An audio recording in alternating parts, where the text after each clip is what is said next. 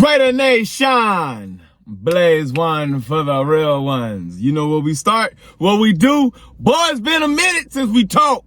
A lot of things have gone down. A lot of stuff is in my brain. But you know where we start at first. Raiders.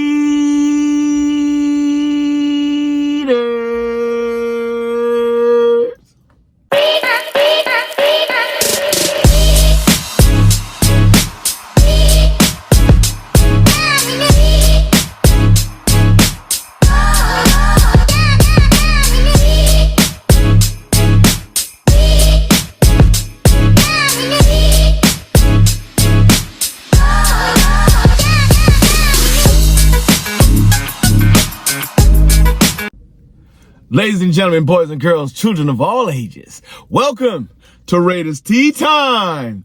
It's your boy T3, RT3, doing what we do for me, you, and the crew. But before we get started, don't forget to like, subscribe, share, comment, come talk to your boy. Let's have a conversation every day, all day, any day. Yo, we are 3 away from 50 subscribers. Yes, 3 away from 50. Let's go on and make that happen. Talk to your mama, your daddy, your dog, no cats. You know what we do around here, baby, talk to the animal kingdom. I don't care who you are, what you are, where you at, what city you from.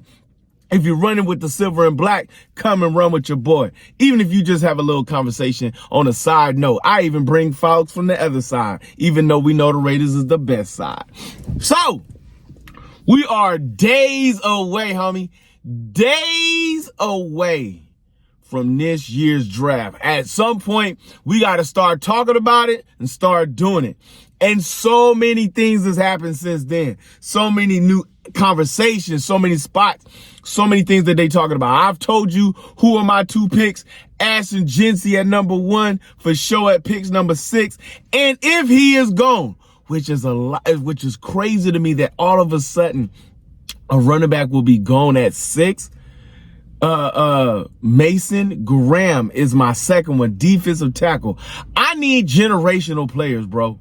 You know what I'm saying? Like, I need a generational piece to kick off in the game. I need somebody that's going to be here for the next 10 to 15 years, dominating the game. You know what I'm saying? That's what I need right there.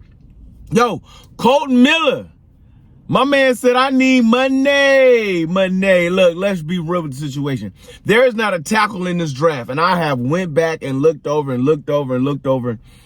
There's not a tackle in this draft that I'm picking over those 2 that I have over this. So Kolton Miller, we need to take care of. Look, get that man, like, drop him like $5 million real quick so we can move on with the day and then restructure his contract or redo his contract. You can see where he's at. Now, this is the piece on why I would not just drop you a whole new contract. And again, this is just me. Last year, you was coming off an injury. You had a hard time getting back in the feel of the game. Now, at the end of the season, the line did look better. But this is a whole new coaching staff, a whole new group to come into this thing. And we don't know where you at. Yeah, you 29. I get it. You 29. But we don't know exactly if you are somebody we want for the next 3 to 4 years. But at the same time, to give him up, to let Kolton Miller walk, especially with everything we're trying to do with this, would be a mistake.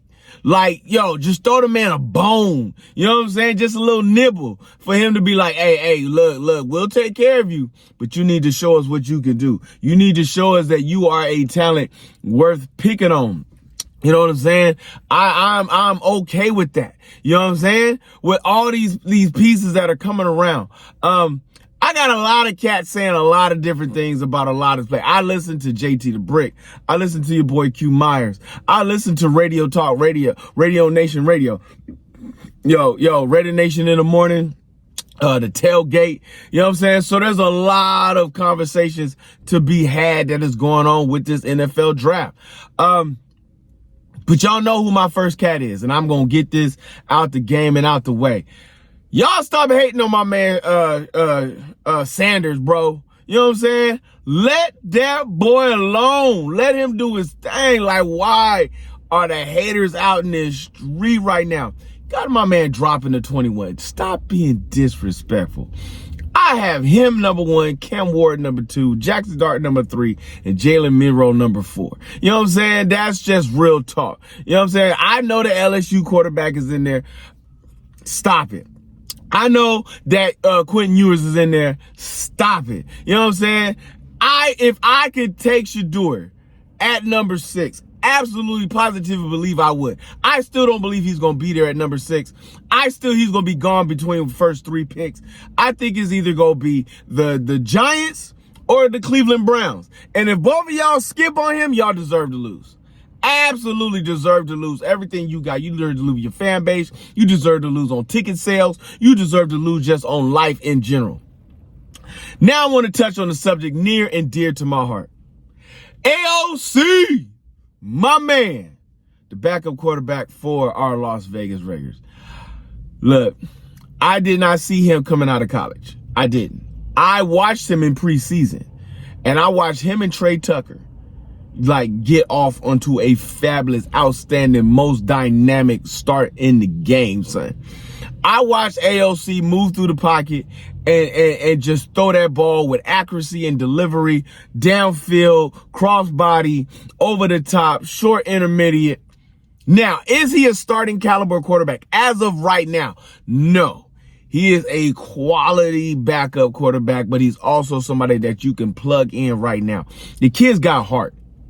The kid has always had to fight for his position. He has always had to fight for his move. He has always had to fight for what he was going to get in this game. But I like his fight, though. You know what I'm saying? Did he tick me off in that Minnesota game where he couldn't throw a touchdown to save his life? Did he tick me off in the second half of that Kansas City game? Well, all of a sudden, you starting off great, but if it wasn't for our defense, we wouldn't have won that game on Christmas Day. You know what I mean? There are so many games. And then you get the Charger game where your man throws 4 touchdowns, 63 points. You know what I'm saying? Where we just blowing cats out the water. You know what I mean? There is so many moving pieces with this dude. But the boy studies, he goes on film, but they are looking at moving him. It is talks of moving your boy AOC, trading him during the draft and bringing in a different guy. Look, there was a question asked on one of those radio shows I was listening to the other day. Does Quentin Ewers bring something that AOC does not? No.